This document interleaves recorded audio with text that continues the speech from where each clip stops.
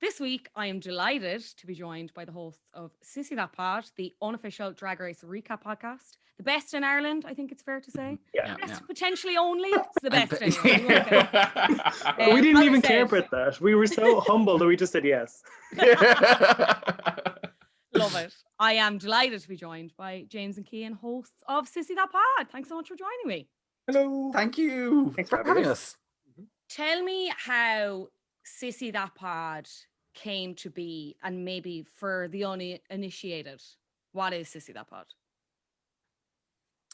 I'll let you go, Cian. Okay. Go first.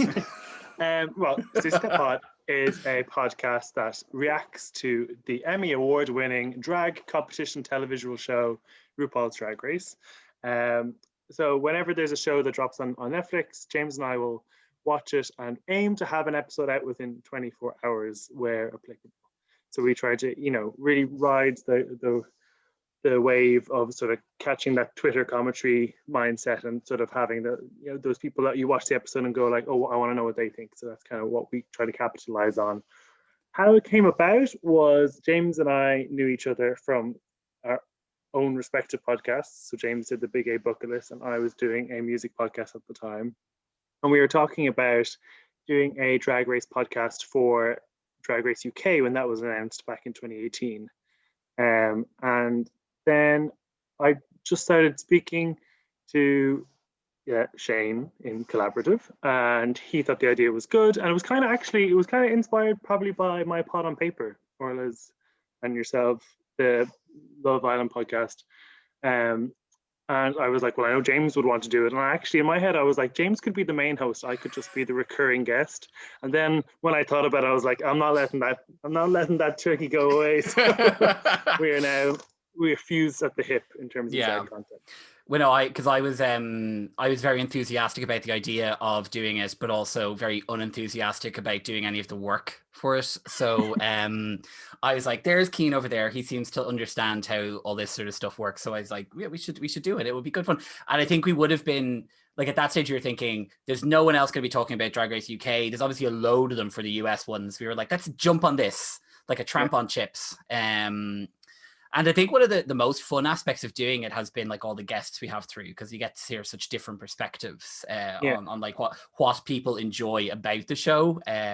Because I suppose we enjoy it so much ourselves in kind of our own particular, like even me and Cian like have very different things that we like out of it. And then having a different person, you just see it from all different angles, which I think is really fun. Yeah. Why do you think TV recap podcasts are having such a moment? Because like as part of the GoLoud sessions, we spoke to the guys from Please Do Not Swear. They're a Big Brother recap podcast. You mentioned Orla Conlon's series, My Pod on Paper. There's so many, I won't get into it. Shrine of Judy. People love it. People love that kind of immediate communal conversation. Yeah. Oh, but it's the same, like, if you remember, if you used to, like, if you go to, like, Electric Picnic or Oxygen back in the day, like, literally the day you'd be back, you'd be all over all the papers looking at the pictures and stuff. It's that feeling connected to something that you're enjoying and building a sense of community around it. I think that's really where it comes from. It's that sense of kind of community, wanting to know more and and hearing people have the same opinions or opinions that are different to yours. I think that's what people really like. Yeah, like I think since TV began to go into its golden age, like for me, the first official box setted series was Lost. Like ever since then, I think people have been viewing TV differently. Like I think TV always wanted to try get that water cooler moment on Monday morning that people would talk about, Who Wants to Be a Millionaire or Big Brother. But I think when TV moved to sort of box sets, not everyone is exactly watching it at the same time, or not everyone's on the same episode of Game of Thrones as the other. I think a podcast then means like, here are people who are contained in your device that you can listen to what they think whenever you have caught up with them. Yeah. What's been your favorite series that you've covered of Drag Race so far? James, I'll start with you. Guides. I think Canada was my favorite. Actually, Canada was definitely my favorite. There's not even a question about it. Canada was my favorite. Now, we obviously started doing a Drag Race UK, which means there had been like 10 regular seasons of Drag Race before it. So the format was, kind of it in itself, you kind of know what to expect. So all of the new like UK, Holland and Canada have brought like a new perspective and like have seen the show in a different way, and they have different things that they're looking for. And I think in Canada, it kept like the glamour and glitz of the American one, but then also had like a sort of a more of a I suppose there was a less obvious like production hand on the queens and stuff in the background. So I really loved it from that way because it felt like sort of golden era Drag Race, like season 4, 5, 6. I would say season 12, I think, because it was the first one we did last year, and obviously, I probably as a season I probably preferred Canada, but to cover it as a podcast season, I think I preferred season 12 because it was more fresh, and you didn't have to struggle that you weren't saying the same things again about Snatch Game or about the ball. So it was kind of more fresh. We had a whole sort of selection of people we could choose from to come on, whereas we didn't want to repeat ourselves going forward. So I think, and then also some of the tasks that were iconic, like the Madonna Rusical and stuff like that, was really interesting. And then you always had that sort of sneaky taboo. Should we mention cherry pie? Should we not? Yeah. You had this easy sort of target you could pick on then as well and not feel bad for it. So that was, an thing that we probably won't have again. Yeah. James, you mentioned it there about the fact that obviously you started on Drag Race UK, but like you've all these other series past. Is there a plan to maybe retroactively review them, or could you possibly say is it a secret? Trade secret? Sissy secret. A Sissy secret. I've suggested it before. This is the thing, actually. Myself and Cian have had like kind of crisis meetings of going like, what are we going to do in the off season? What are we going to do? And like, there's going to be like these months long periods where there's no Drag Race, and we're going to like, what are we going to do then? And then Drag Race Holland finished at the beginning of November, and we were kind of thinking, okay, we'll take a month off and then we'll have like another couple of weeks and then we'll come back with a few fresh ideas of what we're going to do. But then sure, season 13 is going to be happening in January and the UK one's happening, so it would be fun to do it, but I don't know where we'd fit it in. I'd love to go back and look at them. But and a way I see doing it is we've both spoken about how we'd like to do a fresh eyes episode, get people in who've never even watched the franchise before and get their take in it. I think that's a fun way to go back and watch old classics, some of our favorite episodes, because we'll be watching it with the experience of knowing what came before and came after, and we'd also see somebody experience drag race and that particular episode for the first time. So that's kind of how I would imagine us going back. Whether we'll do a whole series, I think Ru would have to stop producing content for us before we'd have, a 12-week run to even put one together. On that subject, though, then, as you mentioned, like the franchise has become just this juggernaut of, it kind of started as this like focal piece of LGBT content that showed this side that you would normally see unless you were in the world. And now it's become very much mainstream. Everyone watches it nearly. As you said, at the rate the show is being produced, between the original franchise, UK, you've mentioned Holland, you've mentioned Canada, we'll probably get another country by Spain this year. Spain this year. Are we at saturation point? Can you give me what's the word? Like what is the word where you are free of bias? Can you give me an answer? Impartial? An unvarnished opinion. An impartial opinion as super fans and as people who helm a podcast on the show. Like when is too much, I suppose?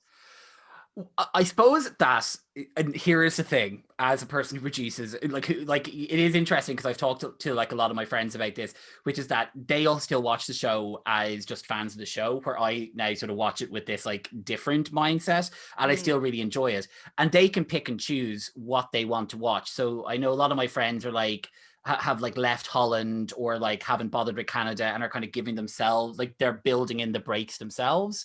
I do think that there's a risk with so much of it coming out that people are going to lose interest in it to the degree, like it'll get like X Factor or any of those shows where it's just like too hard to keep up with all the people who are coming through it, and you will like, kind of obviously fade away a little bit.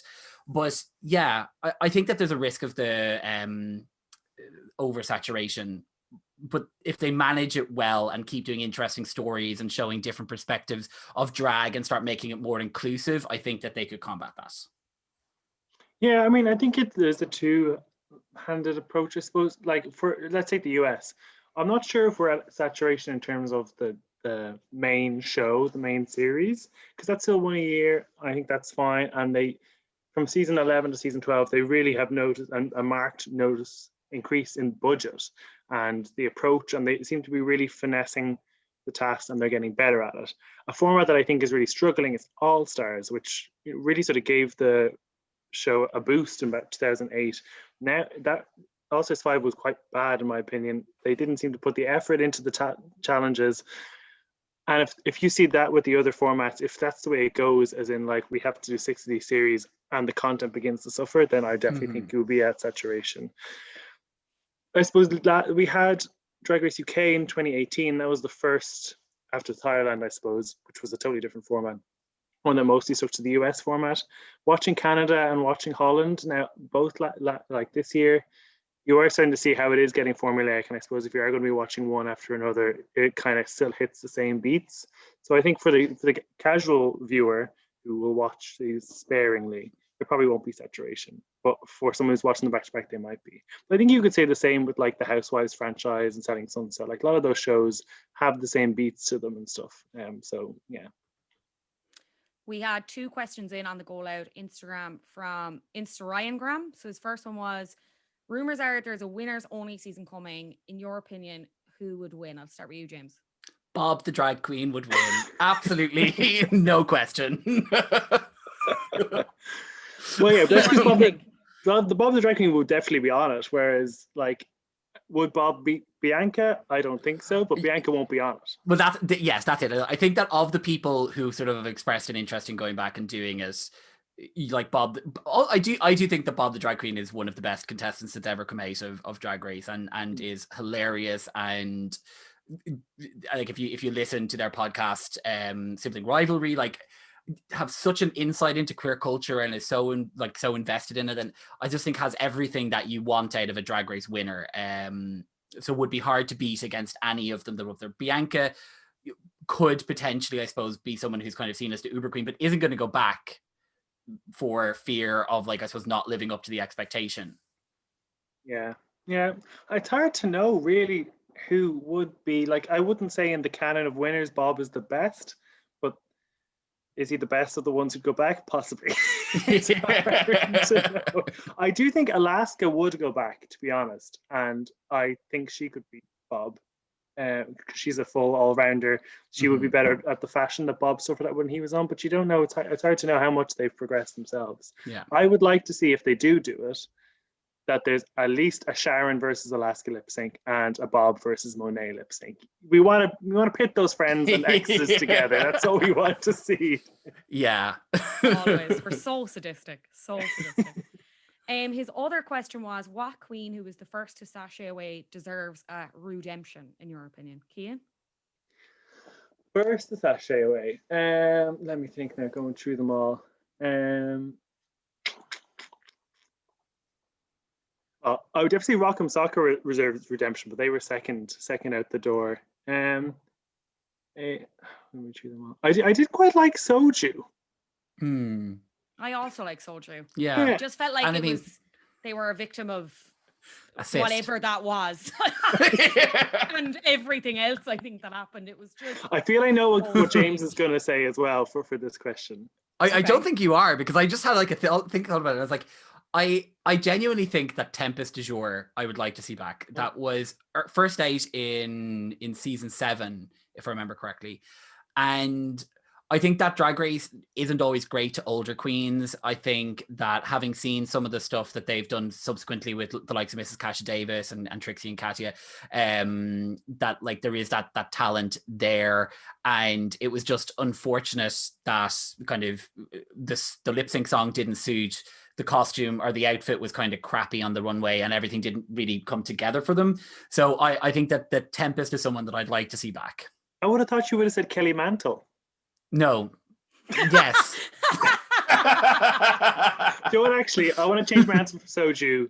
Juicebox went out first in Canada, and I actually think she had a lot of potential, and she just freaked out. She had a panic attack on stage, and it just was a bad day, and I think she has a lot more to give. Mm-hmm. Very interesting. We'll have to see. What other podcasts do you listen to yourselves, or what's kind of on your current playlist of pods? So I have three that I'm currently listening to kind of a lot. And it's like, I think because you're working from home now, I've gotten into the habit of having it on the background. The first is that I punish myself by listening to pretty much everything Crooked Media does. And Pod Save America is like a fantastic way to stay up on what's going on.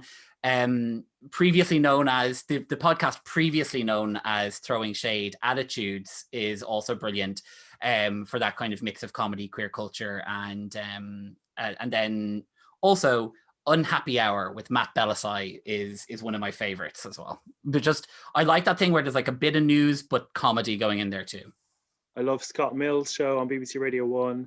I listen to a bit of Greg James and Dermot and Dave, but then also I love like my documentaries or like true crime, like Criminal, which would be a weekly true crime podcast but a different story. But my favorite podcast, which is a drop everything and listen to it, would be Hit Parade, which is a chart podcast about the charts, or else then My Dad Wrote a Porno.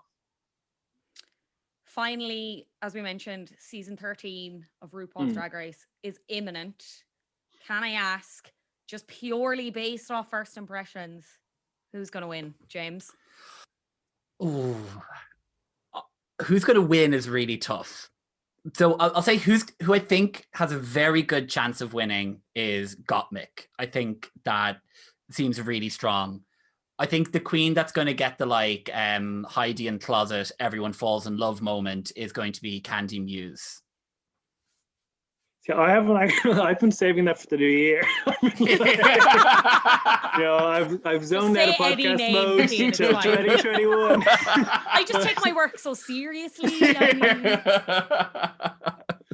But yeah, Gottmik for me is somebody who seems really, really interesting. So that's one I still have my eye on, just from the looks, because I haven't watched the Meet the Queens yet. Yeah. Guys, where can people find out more about Sissy That Pod? Yeah, so we're on Instagram at Sissy That Pod, and James runs the Facebook, which is also Sissy That Pod. James Cian from Sissy That Pod, thank you so much for speaking to me as part of the GoLoud sessions. Thank you very much. I'm impressed that we managed to coordinate in our pastels. I know. Yeah, I mean, it's all part of the it's all part of the brand now, you know. Yeah.